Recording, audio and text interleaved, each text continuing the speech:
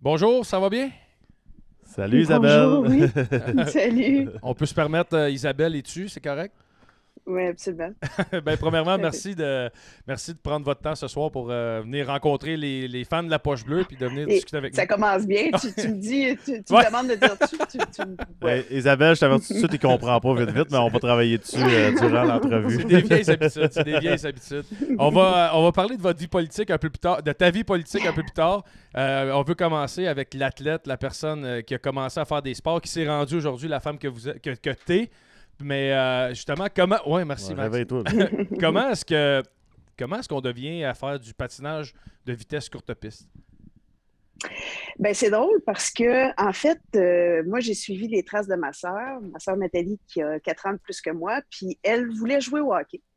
Et à ce moment-là, on restait à Rimouski, puis je ne sais pas pourquoi, mais le hockey n'était pas très accessible pour les filles. Je ne sais pas comment ça peut se faire il y a 30 ans, en fait, il y a 40 ans, puis j'avais 10 ans à l'époque, mais bref, en tout cas, il y a quelqu'un qui lui a proposé de faire du patin de vitesse, puis elle a aimé ça, puis ensuite, ben, j'ai suivi ses traces, puis je me suis mis à faire du patin de vitesse aussi. Comment ça fonctionnait à l'époque? Est-ce que c'était accessible? Est-ce qu'il y avait plusieurs personnes qui faisaient ça? Y avait-tu des groupes? C'était-tu bien organisé ou c'est pareil comme le hockey aujourd'hui? T'entres dans un groupe puis ça va bien? Ben, en fait, le patin de vitesse, c'était un sport très jeune. Il n'y a pas beaucoup de monde qui le pratiquait. C'est avant qu'il ait embauché. Donc, il y a beaucoup de gens à qui on disait qu'on faisait du patinage de vitesse puis qui n'avaient aucune idée qu'est-ce que c'était. C'était par contre très bien organisé. Il y avait un circuit de compétition, puis je l'ai dit tantôt, j'étais à Rimouski, il y avait un circuit de compétition à travers le Québec qui était quand même très intéressant, qui faisait en sorte que, tu sais, quand tu étais à Rimouski, ben, tu sortais de chez vous, puis tu allais te promener à Montréal, puis à Québec, puis je dis à travers le Québec, mais aussi à travers le Canada. Donc, pour moi, c'était quelque chose qui me motivait beaucoup à faire ce sport-là. Donc, ça me permettait de voir du monde un peu partout, de sortir de chez nous, être à l'hôtel et tout ça, mais qu'il y avait une organisation quand même assez structurée, qui était aussi très abordable parce que, bon, ma famille n'avait pas énormément de moyens financiers. Donc, le club, à partir du moment où tu faisais partie du club, puis bon, il y avait évidemment des gens, des mécènes qui contribuaient beaucoup. Là, puis M. Asselin, dans le temps, Rimouski, là, je pense qu'il a payé de sa poche bien des chambres d'hôtel, puis bien des voyages à l'extérieur de Rimouski. Mais bref, il y avait quand même une organisation solide qui a fait en sorte que le circuit de compétition était intéressant, le calibre était intéressant et on pouvait progresser aussi quand même assez rapidement. C'était-tu comme ça partout à travers le Québec ou c'est vraiment, tu sais, si on regarde au Saguenay, ils sont forts en patinage de vitesse, à Ouais. Rimouski, tu dis qu'il y avait un bon groupe, c'était-tu comme ça à l'ensemble du Québec? Ben, il y avait des grandes forces, là, évidemment, Québec-Montréal, et une grande rivalité aussi. Rimouski, on était un tout petit club, donc vraiment, on était pris en charge pratiquement par une famille, puis on était une petite gang qui performait quand même pas si pire, là. À cette époque-là aussi, ben, Saguenay-Chicoutimi était quand même pas pire, mais pas avec les succès qu'on connaît maintenant. Ça a commencé un petit peu plus avec les frères Blackburn, puis les frères Gagnon, pardon, puis Frédéric Blackburn. Puis ensuite, bon, il y a eu toute une lignée d'athlètes qui ont performé, là, mais les grandes forces étaient évidemment Québec-Montréal à ce moment-là. Qu'est-ce qui fait qu'un jour ça devient sérieux, là, que tu te dis ben, peut-être je vais être une Olympienne, que je vois plus gros que juste m'amuser, tu sais, que ça devient une passion puis que ça change ta vie théoriquement, là?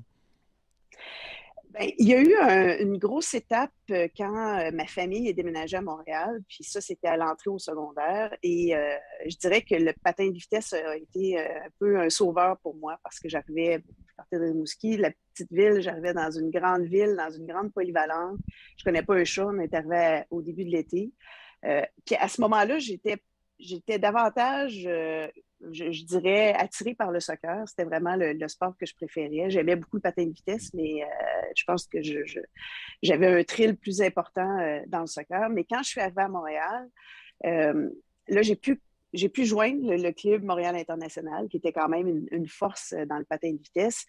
Et ben, ça m'a permis, durant l'été, là, évidemment, de me faire des amis et de me créer un sentiment d'appartenance. Donc ça a été une étape assez importante et le patin a pris plus de place. Puis éventuellement, le soccer a été un peu délaissé. Je jouais dans le West Island avec des Anglais. À ce moment-là, je parlais pas, des anglophones, pardon. À ce moment-là, je parlais pas anglais beaucoup, donc j'avais peu de difficulté à m'intégrer. Alors, j'ai vraiment plus bifurqué vers le patin de vitesse. Puis ensuite, j'ai quand même progressé rapidement. Puis vouloir devenir olympienne, à ce moment-là, il n'y avait pas de courte piste aux Jeux olympiques. Le sport a été en démonstration en 88, a été officiellement en 92. Donc, je dirais qu'à partir de 88, ça a été après les succès, évidemment, de Gaétan Boucher en longue piste. Mais là, j'ai commencé à croire que peut-être j'avais des aspirations, du moins de faire au moins un championnat du monde. Puis là, éventuellement, avec les Jeux olympiques, j'ai voulu y participer moi aussi. Est-ce que c'est dur de garder le focus quand ton sport est pas aux Olympiques, d'avoir le mindset puis de vouloir y aller? C'est vraiment par passion que tu le fais quand il n'y a pas d'avenue au final. Mettons les femmes au hockey, il y a les Olympiques, il y a quelque chose. Est-ce que c'est un peu, ça doit être difficile? Moi, j'étais quand même assez jeune. Donc, à ce moment-là, je me satisfaisais du niveau de compétition. Il y avait quand même des championnats du monde, il y avait des championnats canadiens et tout ça. Donc, ma progression était vraiment au bon moment parce qu'au moment où j'étais rendue à l'âge, au calibre pour participer aux Jeux olympiques, j'étais en âge de le faire. Donc, je n'étais pas rendue à 30 ans où j'ai prolongé ma carrière pour un jour peut-être participer aux Jeux olympiques. Donc, je suis arrivée au bon moment. Puis, la première fois que c'était officiellement aux Jeux olympiques, je ne me suis pas classée, mais j'avais 21 ans. Donc, c'est exactement à l'âge à peu près où tu t'aspires à faire ça. Puis, en même temps, je faisais un petit peu de longue piste aussi en parallèle. Mais c'était plus compliqué pour l'entraînement parce que j'étais à Montréal, il n'y avait pas d'anneau là-bas. Donc, peut-être que j'aurais bifurqué s'il n'y avait pas eu de courte piste, là, si j'avais vraiment eu des aspirations de faire les Jeux un jour. Et tu disais que c'est arrivé en 92, mais je pense que pour toi, en 92, ça a été une déception parce que tu n'as pas réussi à te qualifier pour rentrer là, puis ça aurait été exceptionnel. Mais je veux t'entendre là-dessus parce que c'est quand même impressionnant le parcours après ça. Oui, j'ai toujours été une athlète quand même assez talentueuse. Donc, il n'y avait pas besoin de fournir énormément d'efforts pour pouvoir performer. Mais évidemment, là, on était rendu dans une autre game. Quand tu veux te classer pour les Jeux olympiques, je pense que tout le monde veut le faire. Donc, tout le monde donne une dose d'effort supplémentaire. Bref, moi, je ne me suis pas classée par un seul point. Puis, on avait un total de 10 000 points à peu près d'accumulés. Puis, par un point, je ne me suis pas classée. Puis, par tout un processus de sélection qui était assez compliqué, des tests en glace et tout. Puis, bref, je ne me suis pas classée, mais ça a été la plus grosse claque d'en face que j'aurais pu avoir de toute ma vie parce que là, il a fallu que je prenne conscience que la raison pour laquelle je ne m'étais pas classée, c'est parce que je n'avais pas fourni les efforts qui étaient nécessaires. Donc, j'ai complètement changé ma façon de m'entraîner, de m'investir dans mon sport. J'ai réalisé à quel point c'était important pour moi aussi parce que j'ai regardé les jeux de mon salon, puis j'ai regardé mes coéquipières performer.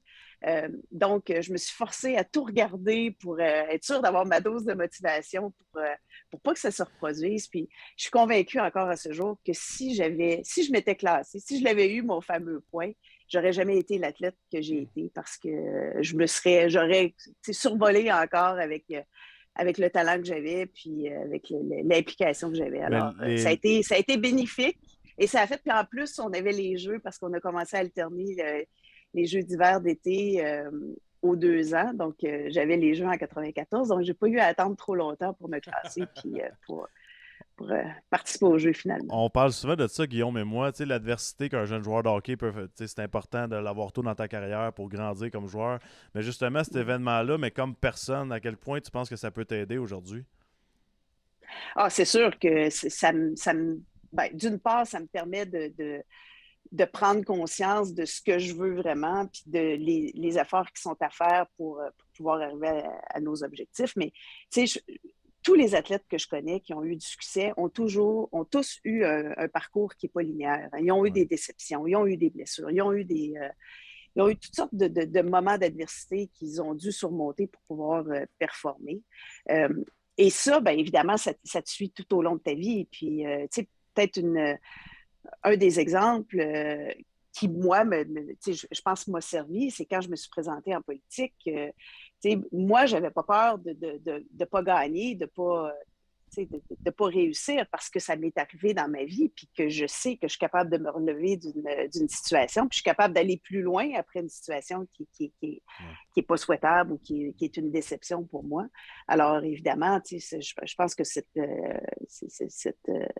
apprentissage-là que j'ai fait à ce moment-là, ben, m'a servi pour plein de choses. Puis, particulièrement aussi dans un dossier, puis là, je ne sais pas si dans le cadre de la poche bleue de parler de fertilité et tout ça. Moi, j'étais un couple infertile, donc on a eu besoin, je ne fais pas de jeu de mots, mais on a eu besoin... Non, mais on aime bien ça, le jeu de mots pareil. C'est plus la référence à on parle d'hockey, puis là, on parle de fertilité, mais en tout cas... Donc, on a eu un problème de fertilité. Il a fallu faire beaucoup de traitements de fertilité. Et ça, moi, j'approchais chaque traitement un petit peu comme un championnat du monde ou comme des Jeux olympiques ou comme une sélection qui ne fonctionne pas. Quand ça ne marchait pas, ben, je me levais les manches, puis on passait à une autre étape, puis on continuait. Puis, donc, voilà, je pense que ça m'a servi beaucoup. Aujourd'hui, tu es ministre délégué au sport, puis on parle de déception. On dirait que, je ne sais pas si tu es d'accord, mais on a peur que nos jeunes vivent des déceptions. Est-ce qu'on les surprotège? Puis justement, l'expérience que toi, tu as vécue, il y en a certains qui ne le vivront pas parce qu'on veut tellement faire attention pour pas qu'ils reviennent dans le char en pleurant? Bien, je pense que oui. Je disais tantôt comment on apprend dans une épreuve ou dans une déception.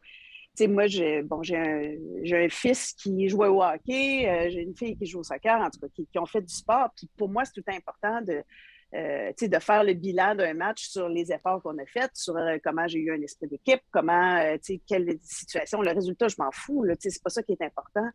Et puis, je pense que oui, on met beaucoup trop l'emphase sur le résultat et non sur le processus.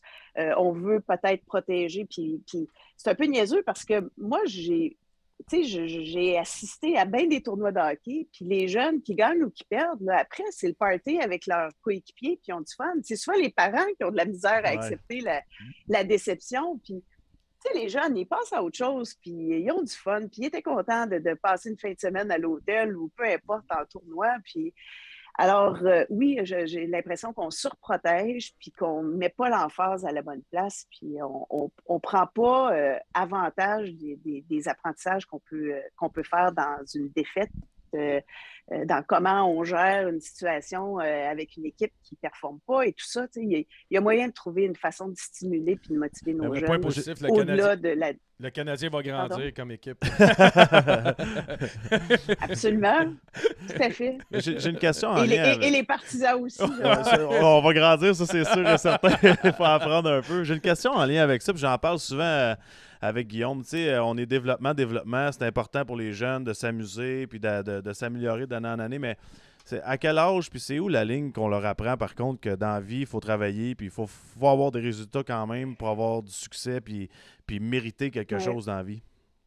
Ben, en fait, s'amuser n'est pas synonyme de ne pas travailler. Hein. Je pense que tu peux tout à fait t'amuser en travaillant, justement quand tu mets l'emphase sur des choses autres que le résultat. Puis encore une fois, je parlais de mon fils tantôt. Puis, je valorise énormément l'effort, je valorise le deuxième effort et tout ça. Donc, ça, je pense que c'est super important. Puis, si tu mets des objectifs qu'un enfant peut atteindre, justement, je ne sais pas, moi, peu importe, tu dis, fais tel nombre de passes, n'importe quoi, tu perds la rondelle, va la rechercher. Je pense qu'il peut y avoir des défis qui sont stimulants puis qui font en sorte que le jeune va s'accomplir, va être satisfait, va être capable de se comparer à lui-même. Ne dépendra pas de la performance d'un autre non plus, parce que souvent, c'est ça aussi. Tu as comme un jeune qui fait toute l'équipe, puis tout le monde se fie sur lui, puis le coach va le mettre des avantages, va le mettre à la fin des 2 dernières minutes et tout ça. Alors, je pense qu'il faut vraiment se concentrer sur qu'est-ce que l'enfant peut apprendre, comment il peut se mettre des défis, comment il peut les relever, comment il peut se dire « Ah, ben j'ai amélioré ça, et puis qu'il y ait du plaisir à le faire aussi. Il faut que ça soit le fun, mais je pense que tu peux très bien travailler puis te défoncer. Ouais.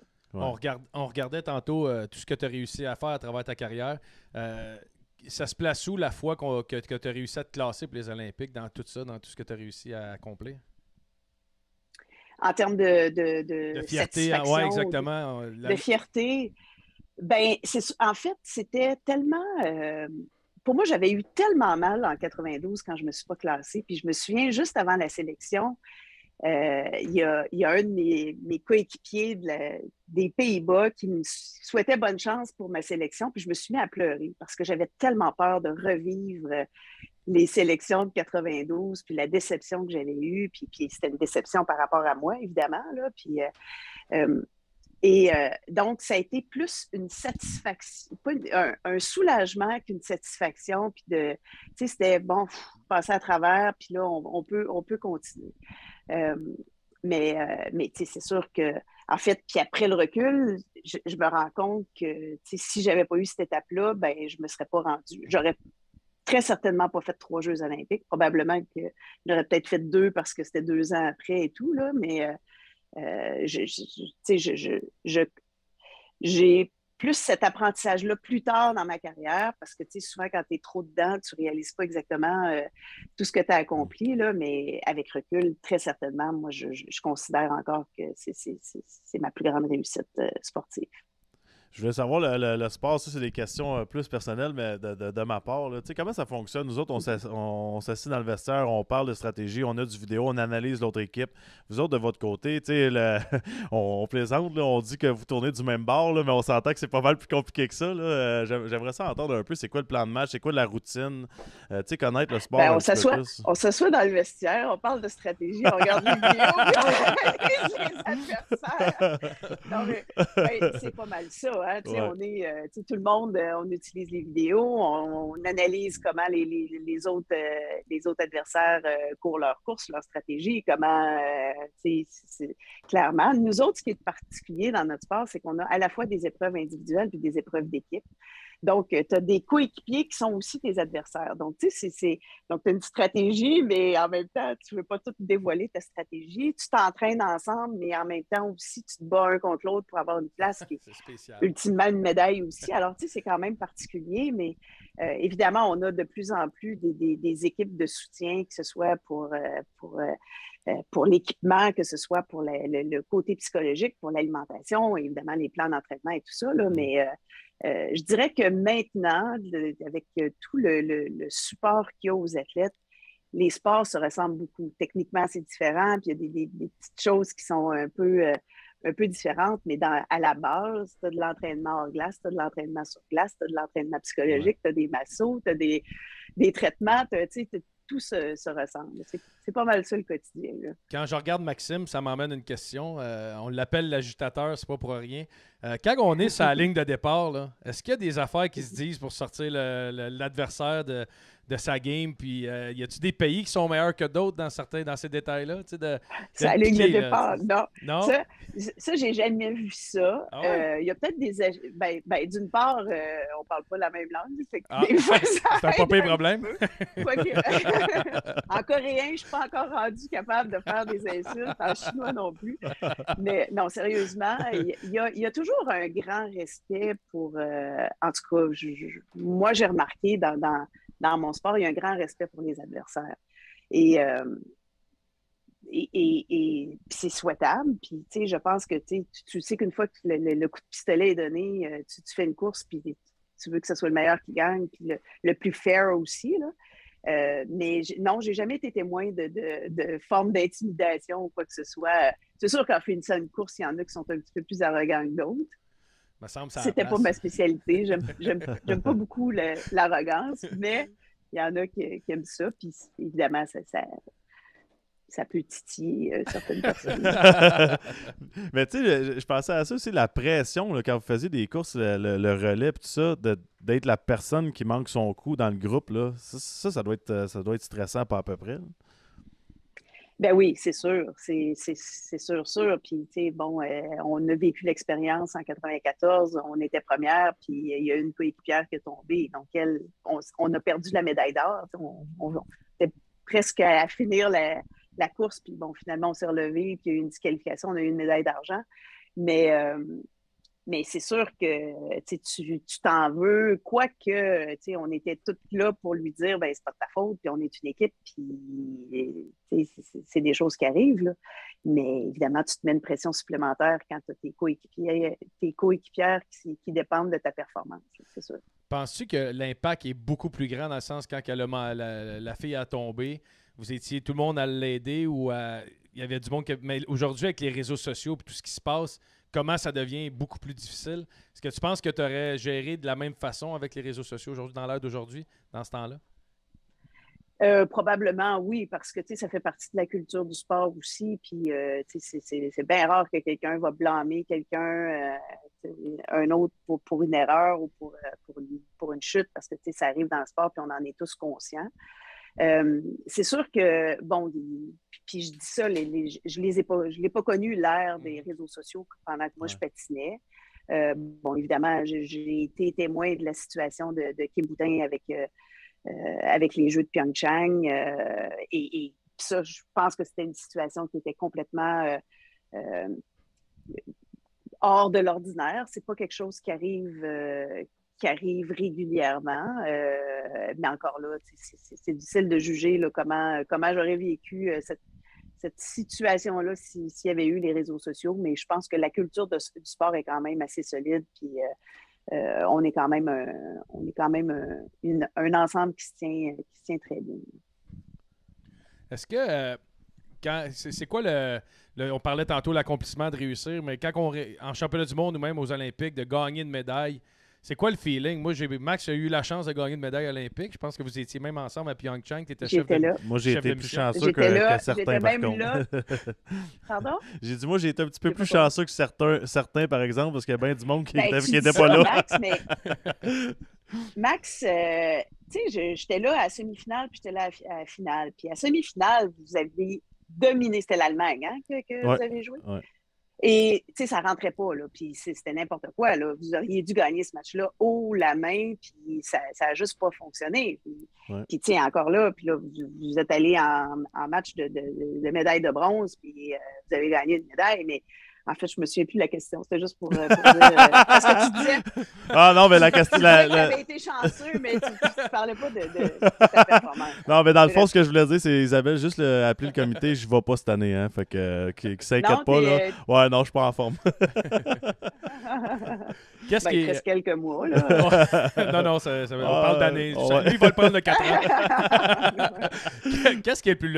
je veux pas dire plus le fun, mais c'est quoi qui était le plus challengeant? Comme athlète, comme chef de mission, c'est dans quel rôle que tu t'es senti le plus accompli? C'est une grosse question. Ben, tu sais, c'est sûr que le rôle de chef de mission, c'est un rôle qui est très prestigieux, hein, parce que, tu sais, à travers la panoplie de grands Olympiens qu'on a eus, on m'a choisi pour représenter l'équipe, puis d'être un peu une sorte de team leader, puis d'être le gardien de la performance des athlètes canadiens. Donc ça, c'est comme pour me remercier de mes accomplissements passés, puis pour me remercier ou pour saluer l'athlète que j'ai été, puis comment j'interagis avec les autres athlètes et tout ça. Donc, c'est le comme... leadership, dans le fond. Hein. Oui, effectivement. Donc, c'est comme une grande marque de reconnaissance. Alors, tu sais, c'est ça, c'est prestigieux, c'est un thrill qui est fantastique parce que tu es aux premières loges de toutes les performances des athlètes. Tu vis ça à intensité fois 1000 parce que tu te promènes d'épreuve en épreuve. Tu passes d'une performance de médaille d'or à une grande déception, une chute, peu importe. Donc, évidemment, c'est un thrill fantastique. Par contre, tu sais, la préparation n'a jamais été directement vers ça, parce que moi, ça a été toutes les années que j'ai faites comme athlète qui m'ont amené comme athlète, puis les engagements que j'ai eus par la suite, puis mes implications aussi. Comme athlète, ben, tu t'entraînes 2-3 fois par jour, 6 jours semaine, pendant des années et des années, où tu te lèves le matin puis tu penses à tes performances puis aux Jeux olympiques, puis tu te couches le soir, puis c'est là-dessus que tu t'endors aussi. Donc, c'est sûr que tu n'as pas le même investissement. C'est différent, mais les deux sont des expériences extraordinaires. Tu es ailleurs aussi dans ta vie Ouais. quand tu arrives à être chef de mission. Tu as une Ouais, maturité ben, que tu n'as c'est pas sûr. comme athlète aussi qui est intéressant. Ouais, Est-ce tout à que fait. tu pensais un jour, premièrement, gagner la patineuse à vitesse courte piste au Canada, de battre des records du monde? Pensais-tu, tu disais tantôt que tu avais le talent, mais pensais-tu que justement tu allais réussir à battre des records de même? Ben, en fait, je me suis jamais tant arrêtée. Tu sais, ma progression a été quand même assez linéaire. Donc, tu sais, je m'acclimatais à comment je devenais meilleure. Euh, Puis, tu sais, je suis dans un sport où les Canadiens ont quand même beaucoup performé. Donc, à partir du moment où tu progresses puis que tu commences à rivaliser à ceux qui sont les meilleurs dans le monde, ben tu y crois. Et par contre, la première fois où j'ai battu le record du monde, puis je me souviens où on était aux Pays-Bas, justement, puis la glace était quand même assez rapide. Puis là, je me suis comme. C'était la première fois que je prenais conscience. Je dis, crème, je pourrais m'essayer pour le record du monde. Puis je l'ai fait. Puis ça a fonctionné. Puis donc là, je fais pas, ben, écoute, donc, je suis capable de battre un record du monde. Puis ensuite, je l'ai eu pendant 3 ans. Je l'ai rebattu à plusieurs reprises. Mais c'est sûr que, tu sais, de fil en aiguille, plus tu as de performances, puis plus tu as de podium, puis plus tu gagnes de courses à l'international, ben, plus tu y crois. Mais, tu sais, petite, je me suis jamais posé la question, serais-je bonne un jour dans mon sport? Parce que ça a été une progression là, qui a quand même été assez constante. J'ai une question, peut-être avant qu'on passe dans le volet plus politique, là, mais tu as dit je suis arrivé aux Pays-Bas, puis la glace était rapide. C'est quoi ça veut dire, ça? Parce que moi, il me semble que j'ai joué sur plein de glaces avec nationale. Non, ben, j'étais lent partout. Non, toi, t'as pas joué ça rapide. Moi, te le dire tout de suite. Là. J'essaie de comprendre. C'est quoi la différence? Elle est plus dure, peut-être. Ben, une glace rapide, en fait, si tu as probablement vu quand tu t'arrivais après la deuxième période qui avait fait la glace, Elle est plus que dure. la rondelle allait plus vite sur la glace.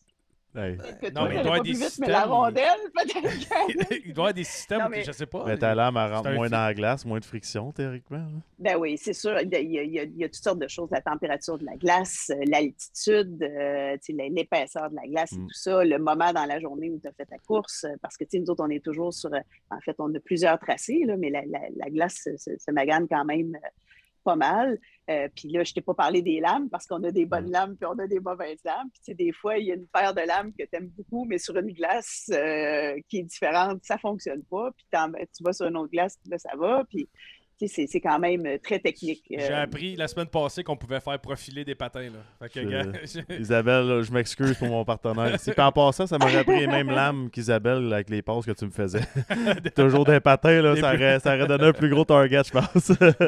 T'es plus long un peu. Ouais, C'est pas mal plus longue, oui. T'as un bac en nutrition, t'as été propriétaire de gym, là, t'es en politique, t'es un athlète olympique, t'as écrit des livres. Est-ce que c'est pour la première fois je veux pas dire la première fois de ta vie, mais est-ce qu'en ce moment, tu te sens vraiment sur ton X, dans le sens que tu es dans une place où ça regroupe un peu tout ce que tu fais, le travail d'équipe, la politique, c'est public, tout ça. Est-ce que tu te sens vraiment dans ta chaise sur ton X?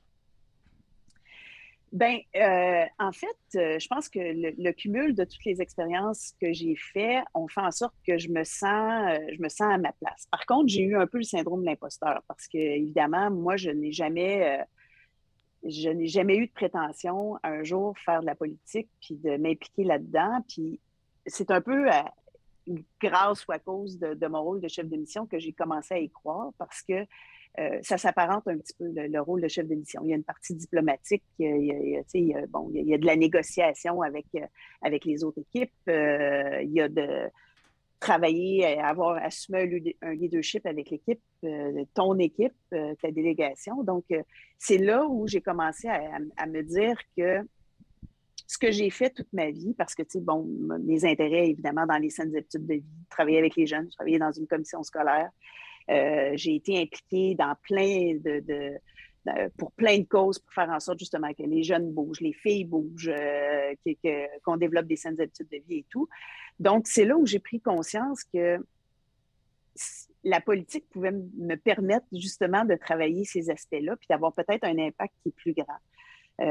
Donc, oui, j'ai l'impression de regrouper plein de choses que j'ai faites durant ma vie, durant toutes mes carrières, que ce soit comme athlète, que ce soit comme communicatrice, que ce soit comme nutritionniste ou tout ça, puis que là, je suis capable de travailler justement à faire en sorte que les gens soient plus en santé, puis que les gens bougent plus, puis particulièrement les jeunes et les filles aient accès à des opportunités comme moi j'ai eu aussi quand j'étais plus jeune. Justement, comment qu'on donne accès à tout ça? Parce qu'on en a parlé la semaine dernière avec Jocelyn Thibault, il y a 2 semaines. Là, il y a 8 fois plus de jeunes filles qui jouent au hockey en Ontario qu'au Québec. J'imagine que ça doit être similaire dans plusieurs sports aussi. Comment qu'on fait justement? Est-ce que c'est monétaire plus qu'autre chose? Il faut trouver des commanditaires? Ou comment qu'on peut aider nos jeunes filles? Bien, de plusieurs façons. Je pense que la première chose, et puis le hockey est peut-être particulier parce que dans d'autres sports, je dirais qu'on n'a pas un recul tant que ça avec l'Ontario. Là, et ça, il va falloir, puis ça va être la job de Guillaume de travailler là-dessus, de voir dans les constats, parce qu'il fait partie d'un comité. Donc, de dire pourquoi qu'au Québec, il y a moins de filles qui jouent au hockey que proportionnellement avec l'Ontario. Donc, mais il y a, par rapport aux filles, il y a une chose qui est importante, c'est qu'il faut offrir un modèle qui corresponde à leurs besoins, à leurs aspirations. Il y a des filles qui, dans le système sportif traditionnel, s'accomplissent puis aiment ça. Puis, moi, j'ai toujours eu besoin de compétition, j'ai toujours vécu le sport un petit peu dans le modèle traditionnel comme les gars le vivent. Mais il y a beaucoup de filles qui ne se reconnaissent pas dans ce modèle-là. Donc, il faut trouver une façon de leur donner le goût de bouger, de leur donner le goût d'être actives d'une autre façon, puis d'avoir d'autres modèles aussi. Parce que, des fois, les modèles, une Isabelle Charret pour plein de jeunes filles, ça représente, ils ne s'identifient pas à ce modèle-là parce que, d'une part, c'est pas le sport qu'elles aiment, parce que c'est pas... la compétition leur plaît pas non plus. Donc, il faut être capable d'offrir quelque chose que les filles vont aimer, qui vont vouloir s'impliquer, vont reconnaître des modèles qui leur parlent, vont être avec des amis et tout ça. Donc, il faut élargir l'offre. Puis évidemment, de donner des opportunités. On parle d'accessibilité financière. Bon, c'est sûr qu'il y a plein de sports qui sont excessivement dispendieux. Le hockey en est un, entre autres. Le ski, le patin artistique, il y a plein de sports qui sont très, très dispendieux. Donc, il faut travailler sur une façon justement d'augmenter l'offre. Une des mesures qui, moi, me satisfait énormément puis qui est très porteuse, c'est la mesure du parascolaire. Puis, Guillaume, j'en ai parlé au point de presse la semaine passée. La mesure du parascolaire fait en sorte que chaque élève du secondaire a 1 heure d'activité par jour, qui peuvent être des activités scientifiques, des activités artistiques, des activités sportives. Mais ça, c'est des activités gratuites. Donc, les jeunes peuvent découvrir des sports puis peut-être trouver des intérêts et découvrir d'autres sports aussi que peut-être n'ont jamais eu l'opportunité ou, du patinage de vitesse, si tu n'es pas vraiment impliqué directement, maintenant, c'est sûr qu'on en voit plus. Mais dans mon temps, parce que quelqu'un m'a amené, puis que je l'ai essayé, j'ai aimé ça, puis j'y suis restée. Mais c'est la même chose pour plein de sports. Donc, si on peut créer des opportunités pour que les gens découvrent des sports, découvrent l'activité qui se prête à leurs besoins et à leurs aspirations, mais je pense que ça va être une façon de maintenir les jeunes dans le sport. S'il y a deux réformes ou 2 travails que tu as fait de front, c'est vraiment tout ce qui a été fait au niveau des commotions cérébrales dans le hockey, dans le sport, et aussi les bagarres au niveau de la LHJMQ. Là, je pense que tu es allé de front, tu es allé affronter la Ligue. Est-ce que tu trouves que ces dossiers-là ont bien avancé, puis est-ce qu'on est où ce que tu veux que ce soit? Oui, bien, c'est sûr que je travaille encore le dossier de la Ligue junior majeure du Québec avec les bagarres. Il y a un autre dossier qui, moi, évidemment, quand je suis arrivée en poste, pour moi, était super important. C'est toute la dimension d'intégrité et de sécurité des athlètes. On a vu les scandales sexuels, on a vu l'intimidation et tout ça. Donc, on a instauré l'énoncé ministériel qui fait en sorte que les fédérations doivent se doter d'une politique, justement, d'intégrité. On a instauré l'officier indépendant des plaintes qui fait qu'un athlète qui se retrouve dans une situation, que ce soit peu importe, là, qui se sent lésé dans sa sécurité émotive, sexuelle, tout ça, là, de toutes les plaintes qu'il peut avoir. Il y a un officier indépendant, donc quelqu'un qui va recevoir la plainte. Donc, l'athlète peut justement faire une plainte en sachant que la personne qui va la traiter n'est pas quelqu'un qui vient de la fédération, qui n'est pas quelqu'un qui est juge et partie. Alors, évidemment, ça fait que l'athlète va évoluer dans un environnement qui est beaucoup plus sécuritaire. Je pense que le sport a été ça un bout de temps, qu'il y a beaucoup de personnes qui n'ont pas voulu parler parce qu'ils avaient peur que ça les punisse, de perdre leur place. Des représailles. Fait que ça, je pense que c'est vraiment une mesure qui est intéressante et qu'on a besoin. Puis ça, comment ça fonctionne? Chaque jeune dans le sport reçoit une petite carte avec un numéro puis ils peuvent appeler ou c'est... Ben, c'est via Je porte plainte. Donc, peut appeler sur le site web. Donc, les fédérations transmettent l'information, mais tous les jeunes qui sont impliqués dans le sport peuvent, via Je porte plainte, porter plainte, puis avoir des recours, puis avoir aussi quelqu'un qui va les aider à traverser cette épreuve-là. Qu'est-ce qui est dans mes dernières questions, qu'est-ce qui est le plus dur dans la politique que tu t'attendais pas? Tu sais, que tu dis, je me lance en politique, je m'en attends, ça va être dur, mais y a-tu quelque chose que tu fais comme, tabarouette, celle-là, je ne l'ai pas vu venir ou je m'en attendais pas? Ben, la pandémie. Je ne l'avais pas vu venir. En as-tu d'autres bonnes questions? Bonne réponse. Finalement, je vais revenir à ma question de la glace vite. C'est le plus gros événement dans la dernière décennie. Tu sais. Mais sérieusement, la pandémie, c'était... bon, évidemment, personne ne l'a vu venir, puis personne ne s'attendait à gérer une situation comme celle-là, mais particulièrement dans mes dossiers, c'était complètement contre nature parce que moi, ma job puis mon intérêt, c'est de faire de donner accès au sport puis aux activités puis de faire bouger tout le monde. Et là, on disait, on est obligé à cause de la santé publique, on est obligé de fermer le sport. Alors, c'était complètement à l'encontre de ce que j'aurais souhaité faire puis ce que j'aurais voulu faire. Donc, ça a été un an et demi difficile. Puis, tu sais, on a encore des enjeux, puis on a encore des obstacles, puis il faut continuer à passer à travers. Mais évidemment que ça a été pas évident à gérer. Puis, d'un autre côté, si on se réfère vraiment à la carrière politique comme telle sans la pandémie, c'est sûr que tout ce qui est l'appareil gouvernemental dans toutes les séquences et tous les processus pour mener à terme un projet, c'est sûr que des fois on trouve ça lourd, là, mais quand même, là, ça ressemble beaucoup à ce à quoi je m'attendais quand même. Ouais, c'était pas l'idéal, mettons, la pandémie, Guillaume. Non.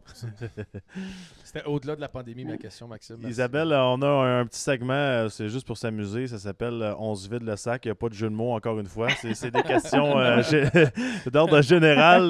Dans le fond, on va te mettre une slide. Tu peux choisir une question dans le groupe. Simon, si tu peux. Attends, mais il faut que tu mettes mes... OK.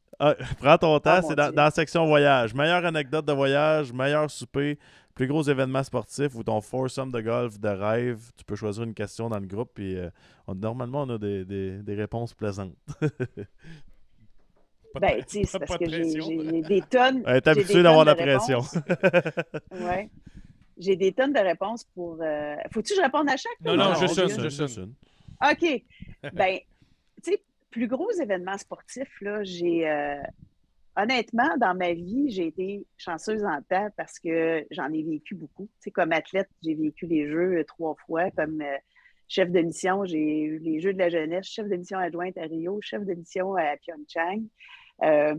J'ai eu un chum qui a participé à la Coupe Grey 3 fois, 3 ou 4, 3. Il a gagné 2 fois. J'ai été dans plein de grands rendez-vous.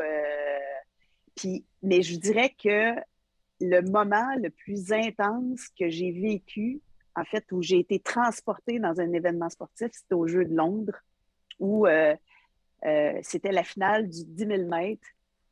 Tu sais, habituellement, le 10 000 mètres, tu as l'impression que les gens ne sont pas tant emportés parce que l'épreuve reine, c'est le 100 mètres et tout ça. Puis 10 000 mètres, ils tournent en rond longtemps. Puis avant que ça aboutisse, là, pour 25 tours. Là. Mais c'était la finale, évidemment. Puis il y avait Mo Farah qui faisait en fait, c'est-tu Mo Farah? Là, je vais peut-être me tromper dans le nom, là, puis là, je ne veux pas me tromper. En tout cas, bref, c'est un athlète britannique qui faisait le 10 000 mètres et il a été transporté, là, la foule au complet, le stade, là, il y avait 60 000 personnes qui l'ont transporté dans son dernier tour, là, puis il a complètement survolé les adversaires, puis il a gagné. Là, mais ça, j'ai jamais eu des frissons comme ça de ma vie. Là, tu ne pouvais pas ne pas sentir la frénésie dans cet événement-là. Ça doit être écœurant. C'était vraiment cher. Ça, c'est le fun. Oui, vraiment. Deuxième slide, Simon, des questions. Première journée au bureau, souvenir au hockey ou ta plus grande phobie?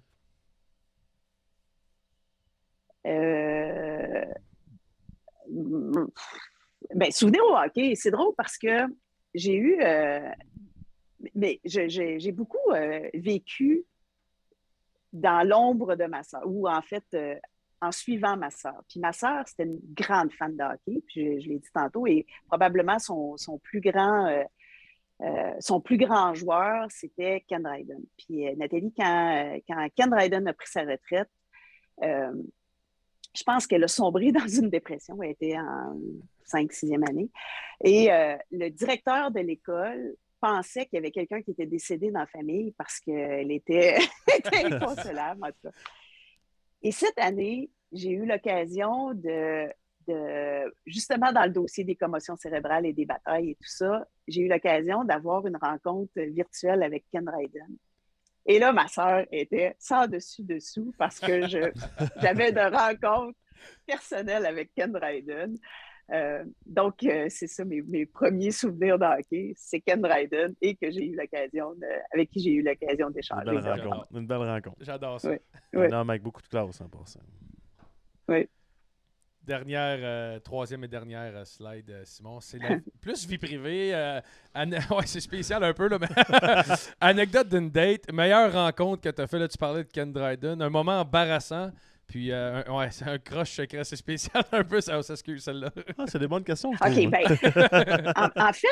en fait, je peux comme faire un amalgame. Quoique c'était pas une date, là, mais au jeu de 94, moi, tu sais, bon, j'ai suivi un petit peu le hockey quand j'étais plus jeune, mais tu sais, j'aimais les joueurs que ma sœur aimait ou bon, j'aimais Yvon Lambert parce que je le trouvais beau. Là, ouais, je le trouvais beau.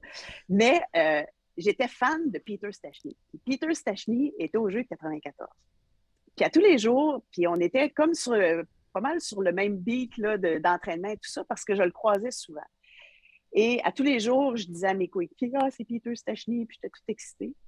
Et puis, finalement, là, il y a quelqu'un qui m'a dit, ben là, c'était la dernière journée des Jeux, mais vas-tu finir par aller y parler, puis lui dire quelque chose, là, puis, évidemment, sachant qu'on est du Québec, ben c'est sûr, ça l'intéressait. Puis, il était 2 heures du matin, c'était après les compétitions, c'était après les cérémonies de fermeture et tout ça. Puis, je suis allée le voir, puis là, je lui ai dit, puis j'ai tout pris mon petit change, j'étais bien gênée, puis là, je lui ai dit, I used to be your hero. Your idol. Your fan. Puis Peter Stachny parle très bien français. Alors, j'avais pas besoin de sortir mon anglais tout proche puis de me mêler.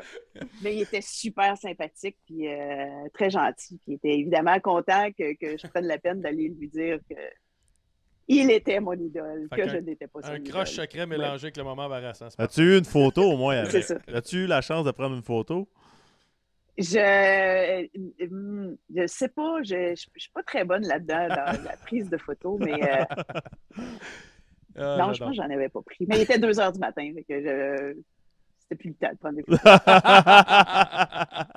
Elle n'est pas à l'ère des réseaux sociaux, c'est ça. Pas dans ce temps, en 94. C'est ça.